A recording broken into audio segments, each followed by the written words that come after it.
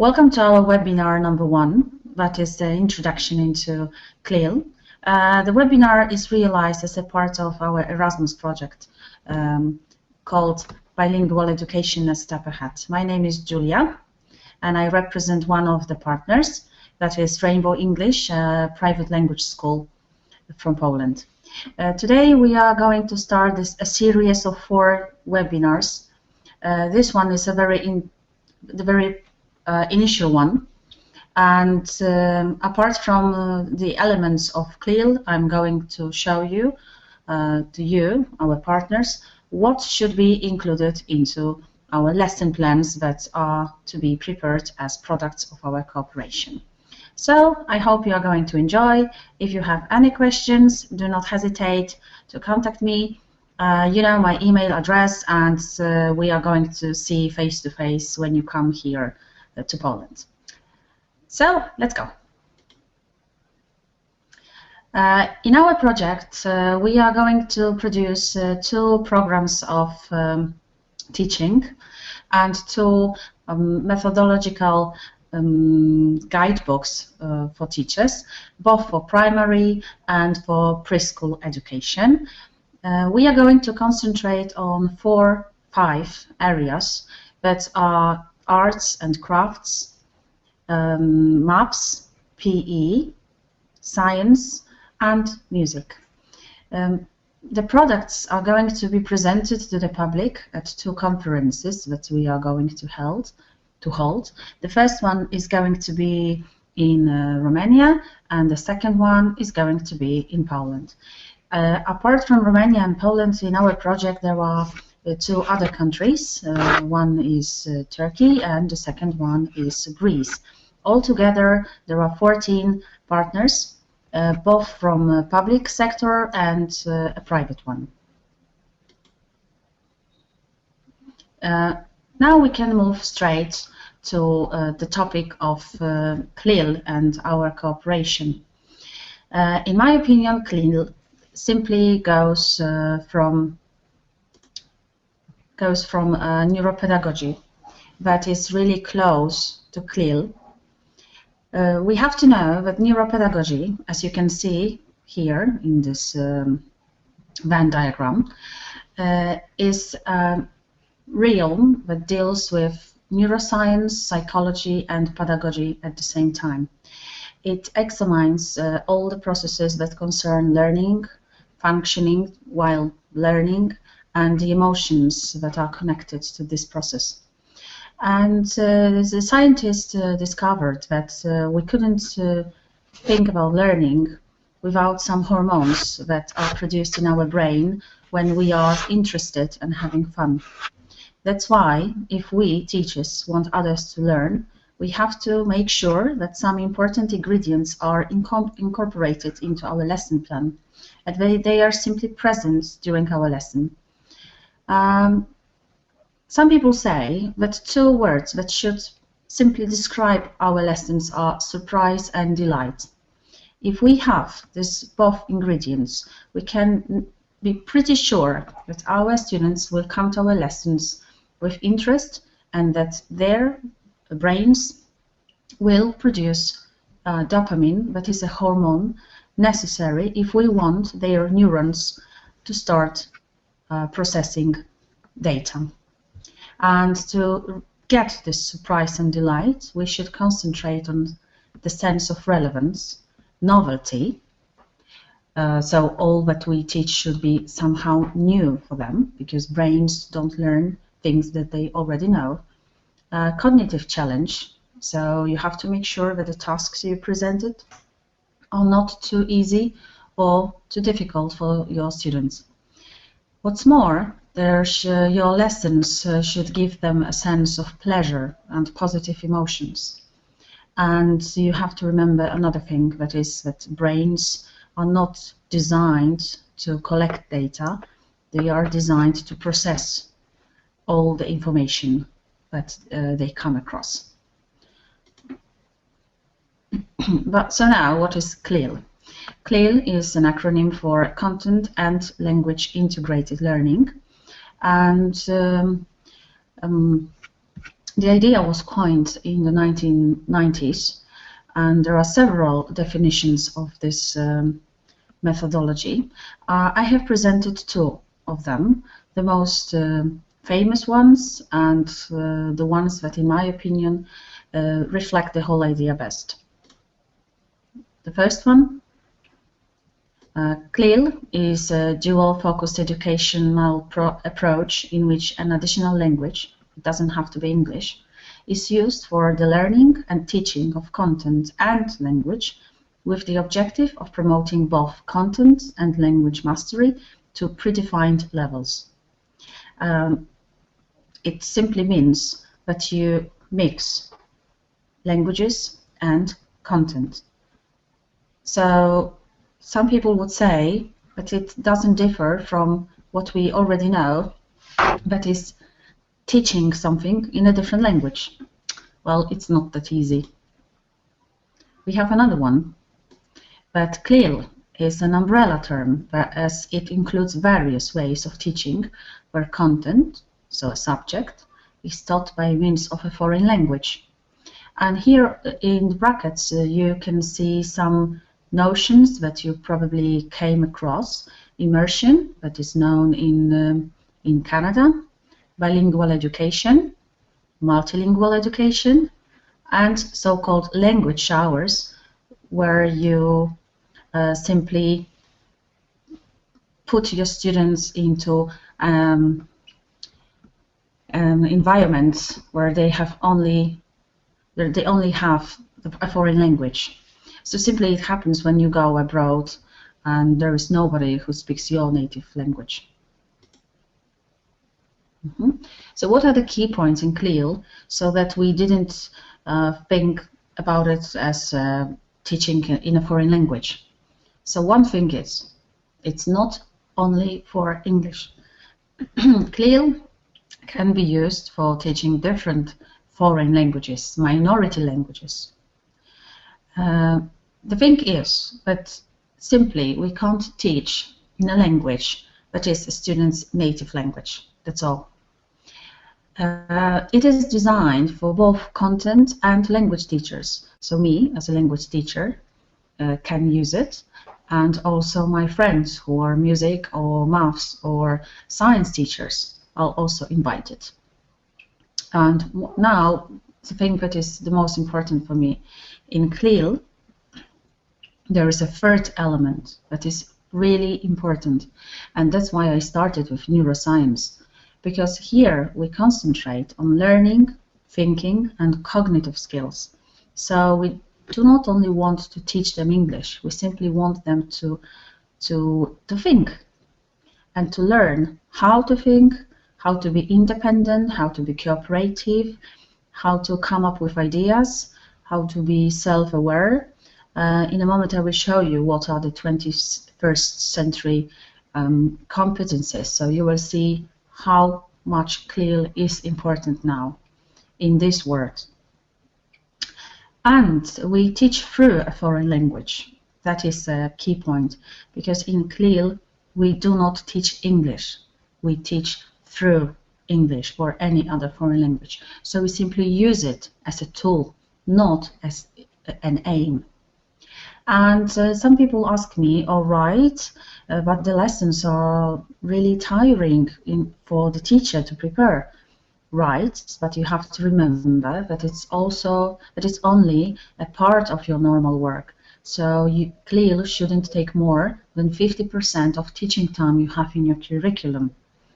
It's just a way of practicing what the students have learned before during their, let's say, normal lessons, whether they are English lessons or subject lessons. So it can't be 100% of CLIL. I simply know that would be a murder for a teacher. In CLIL, as I said, there are a few key points that you should have in your mind to think when you prepare a lesson plan. The first thing are 4 C's. C's because all the words that are presented here start with this letter. The first one is content. So this is a subject that you want to teach. If you are a subject teacher, You probably have to follow a curriculum that you have at school. If you are a language teacher, you don't have to. Nevertheless, you should know what subject you want to teach. Of course, sometimes it can be cross-curricular, even better, right? The second thing is cognition. As I mentioned before, we concentrate on cognitive and thinking skills, and we want to develop them. We want to concentrate on abstract and concrete. And the third thing is culture. Some people say that it's also a citizenship. As it was said about neuropedagogy, if our brain we want the brain to learn anything, we have to prove that the knowledge is useful and that is centered somewhere. By somewhere, I mean experiences of a learner. So, for instance, if you teach about healthy food, it would be a good idea to talk about food that children can find in shops or in their fridges. And at the same time, of course, you can tell them the difference. You can compare your diet with a diet of another person from another part of the world. Nevertheless, all the time, everything that you teach should be based in their experiences, and you should try to prove that it's going to be useful in their life. The thing is that there aren't two brains that will learn the same thing. Each brain will find a different thing interesting. It's your task to make it interesting. And the fourth C is communication. In CLIL, we build teams, we work in pairs, we force students to speak, we do not correct their mistakes if they are still communicative. So we only make sure that everybody is understood. And if there are mistakes, we do not correct them, we do not concentrate, we just want our students to practice language, to practice chunks, to revise grammar, and if it comes to tests, we grade both the content and the language, but I would say that the content should be privileged somehow. We want our students to understand and to remember and to use the content. And language is just a tool. That's why CLIL cannot be 100% of the lesson, because it's just a way, just an opportunity to practice what they have learned before. And on the right, you can see a chart. In this chart, we have 5 C's. We have content, communication, cognition, community, that would be culture here, and we have the competence. As I mentioned, there are now 21st century competences. And if you look closely at this picture, you will see that many of these notions I have mentioned before as ingredients of neuropedagogy and CLIL.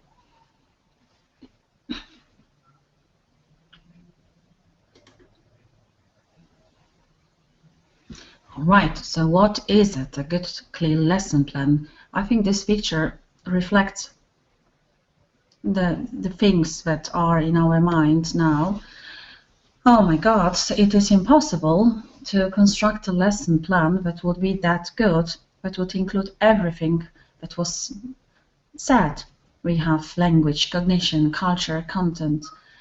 It is really difficult, it is, but you have to remember that you should master your knowledge, and with time it will be better and better. That's why, to make it easier for you, I have prepared simple CLIL classroom principles, and if you introduce them into your work, it is going to be CLIL-like. Graphic, organizers, and ICT. We have to imagine this situation. Their knowledge of L2, so foreign language, is limited. So you, as content teachers, cannot present the lesson in the same way because it wouldn't be understandable. To make it easier, you should use lots of pictures, graphs, and ICT tools, so interactive whiteboards, computers, presentations. Thanks to these diagrams in the illustrations and the graphs, the content you are trying to teach will be better visible and they will grasp the meaning easier. Now, language. Subject-based vocabulary means that before each lesson you should concentrate and think what subject-based vocabulary. So the one that simply comes from the area you want to talk about, whether it's science, music, or maths. What subject-based vocabulary is necessary for you to teach if you want your students to know this subject in English. And text and discussions. Prepare text. Of course, sometimes it can be difficult to find texts that are at your students' level. So unfortunately, you will be asked to adjust them or simply write new ones. Concentrate on discussions because students know a lot, and as a group, they can really understand the topic better. And if needed, your L1, so mother tongue, can be used, especially in terms of children who are young. But in our project, we have young students, and their English is too poor to say everything they have thought about. So in that case, they can answer your questions in their mother tongue. The thing is that you should do your best to give instructions in English and to give chunks, and I would say support them with scaffolding. Scaffolding, we are going to talk about it during this meeting, so then you will understand what it is. Nevertheless, scaffolding is something that is designed to help you teach and your students learn the content you try to present during your lessons. Language and content. As I said, these are two main ingredients of each CLIL lesson, and both of them should be graded and both of them should be incorporated. Language that has real purpose and is dictated by the context of the subject. Yes, there is no grading for language, remember. Learners are not afraid to make mistakes because there isn't any risk to be given a bad mark. And you check both language and content if you check the progress. English as a foreign language versus CLIL. As I said, CLIL lessons are only a form of revision of grammar. Language is a learning tool as well as a medium of communication.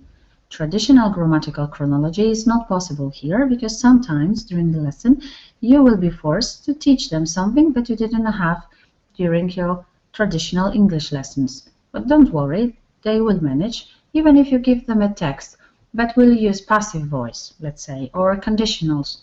They will probably catch the meaning, not knowing exactly what grammar they came across. And now, scaffolding, as you can see, it's a real iceberg. Scaffolding, I don't know if you know this English word. Scaffolding is all these things made of metal you put around the building when you want to renovate it. And it is designed to make it easier for the builders to get up and down, right? So this is exactly what we have to do when we want our students to understand the topic.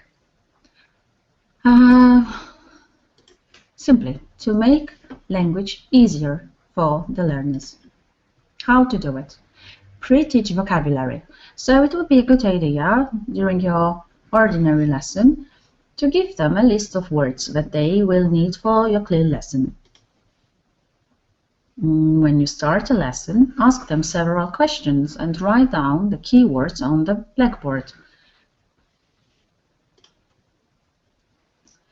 If you are going to conduct any experiment, or if you want them to do a more complicated task, show them how to do it and tell them the instructions step by step. Use visual aids, as I said, pictures, charts, diagrams, multimedia presentations, posters, and flashcards. Now, we teachers are used to having lots of teacher talking time. In CLIL, the balance is different. We should give students more opportunity to speak, so we should give them time. We should pause, ask questions, pause again, and review what we have already talked about. So, give time to talk. Give them time to talk with you, give them time to talk in groups, give them time to talk in pairs.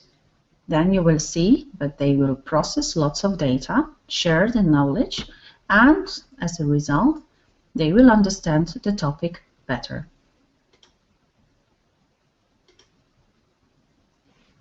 Another thing that CLIL deals with is so-called Bloom's taxonomy. Bloom's taxonomy is best presented here in this pyramid. As you can see, there are 6 levels. The first one at the very bottom is remembering. Then we have understanding. The third one is applying. The fourth one analyzing, then evaluating, and the last one is creating. To be honest, most of the time when we go to school, we concentrate on the first 3. And if we finish our teaching or learning at these first 3 steps, we can be sure that leaving the building of our school, we will not be able to use what we have learned in the real world. So, that is sad, and I know that most of the time we teachers simply do not have enough time to go further, not to mention to let our students create anything.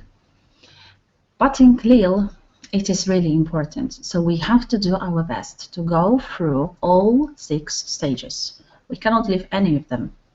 And if you design your lesson plans, try to do that in such a way that you incorporate all 6 stages. How to do it? I thought about it, and I presented to you here 2 pictures. This one you can't see clearly, but definitely you will find it online.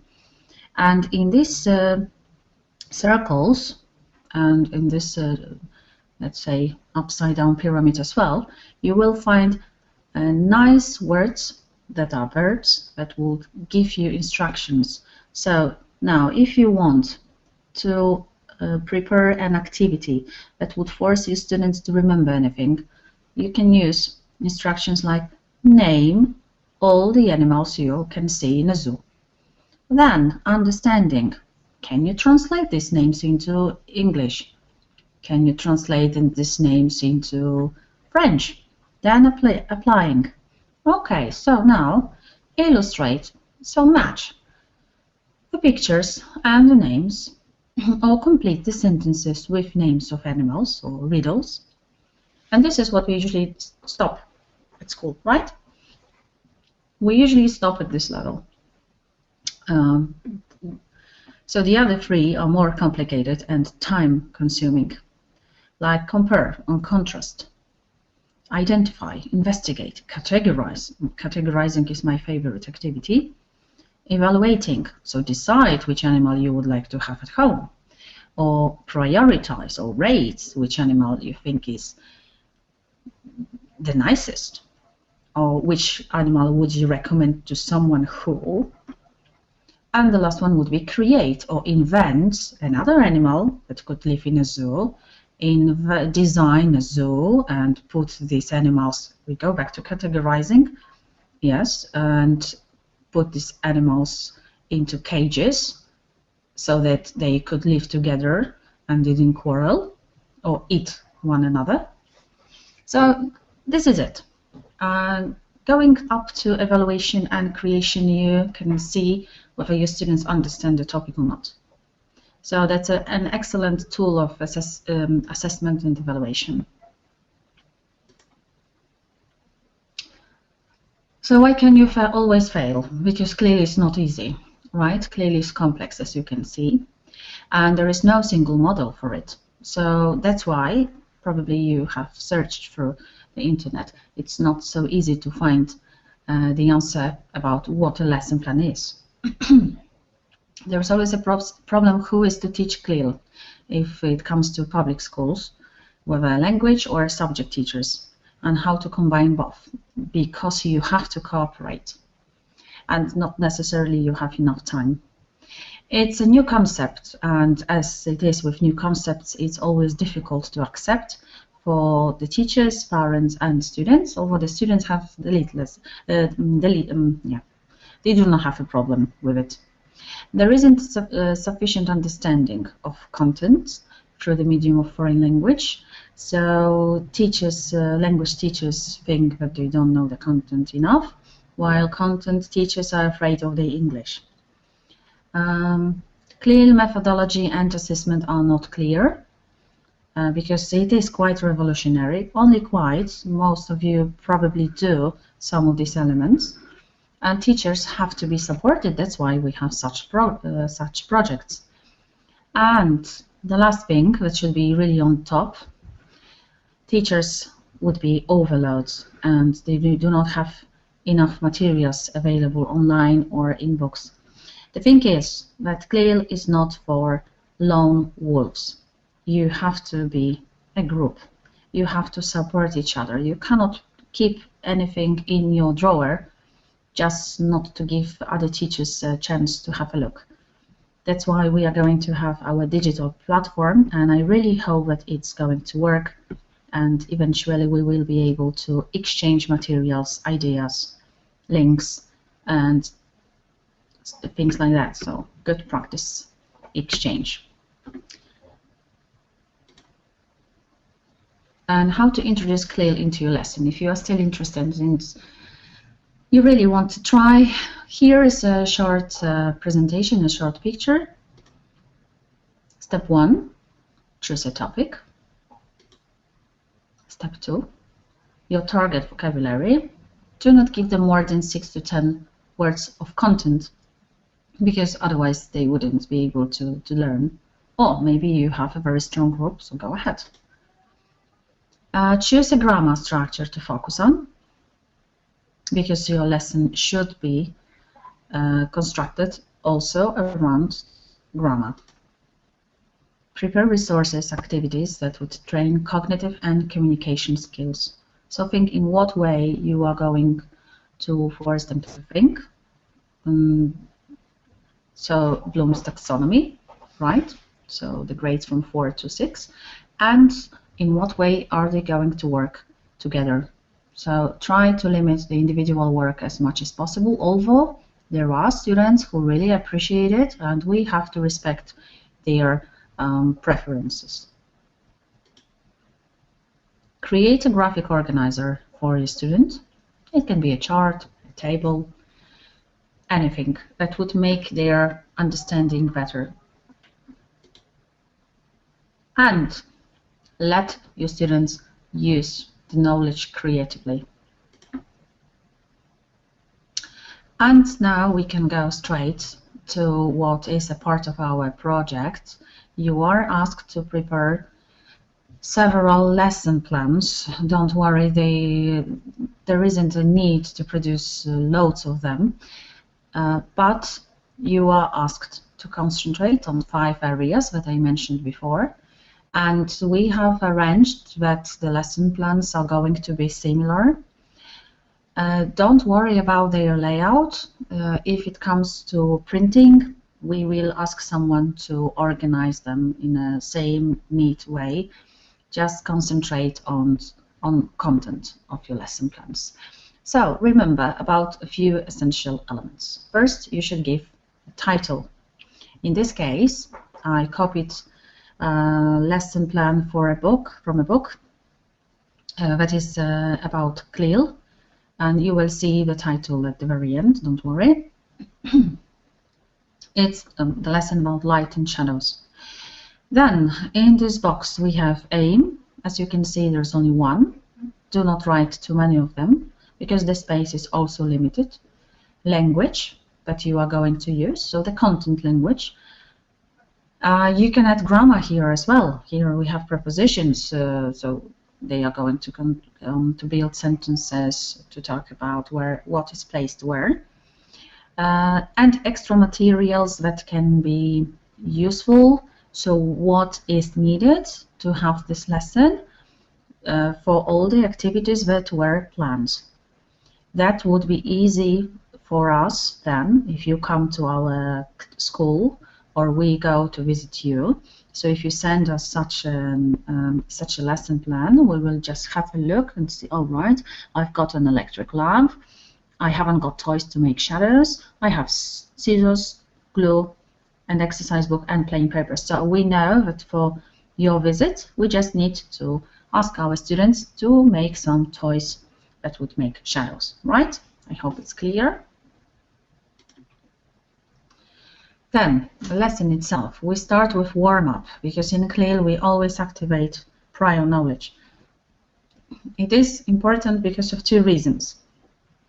First of all, simply, students being asked about what they already know get interested in the lesson.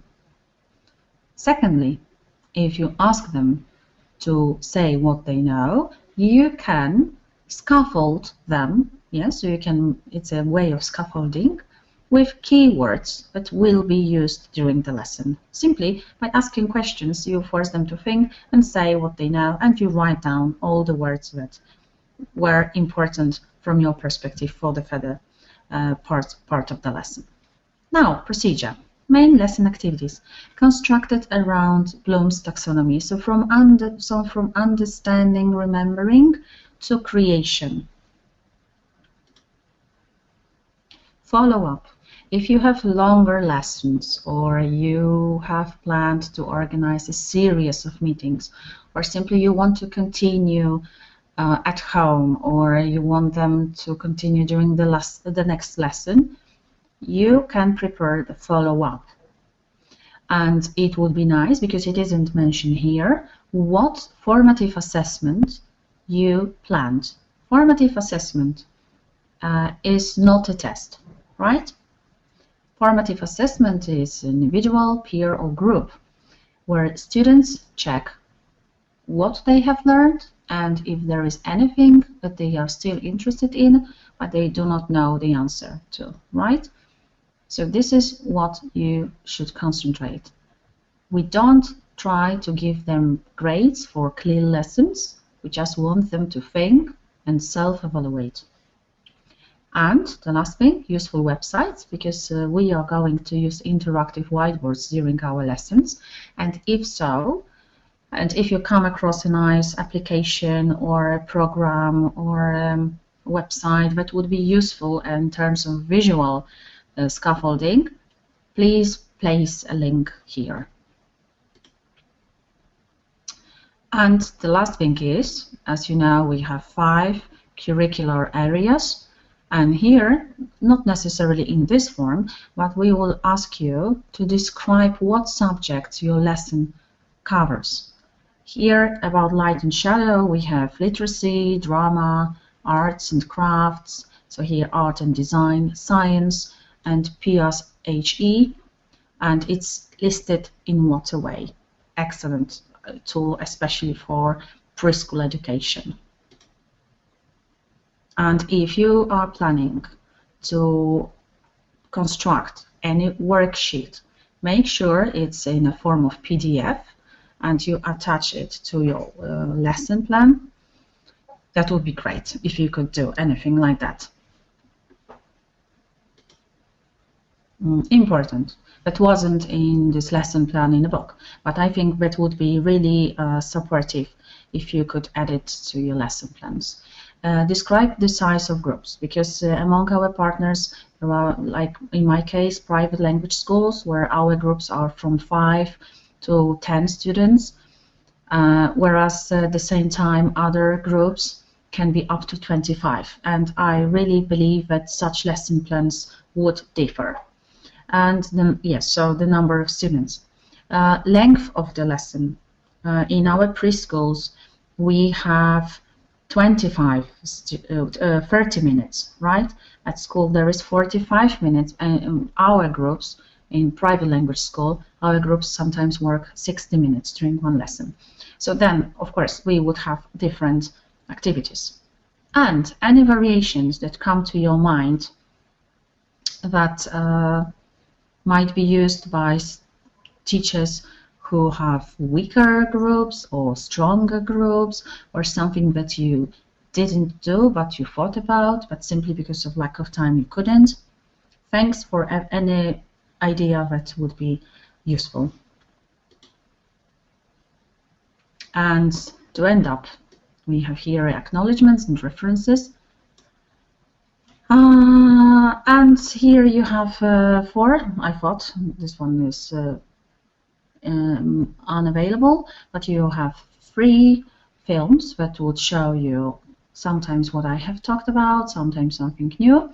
Here you have website which I use for today's meeting, and this is the book that I talked about, the CLIL resource pack by Delta Publishing, if you want it, because it's photocopiable. I haven't, and I can lend you the book. Okay. So it was the first meeting. I hope you enjoyed that. Thank you for listening, and see you soon. The next meeting is going to be about CLIL and ICT. So we are going to talk about different programs, applications for interactive whiteboard that you could use in your work. Thank you for listening. See you.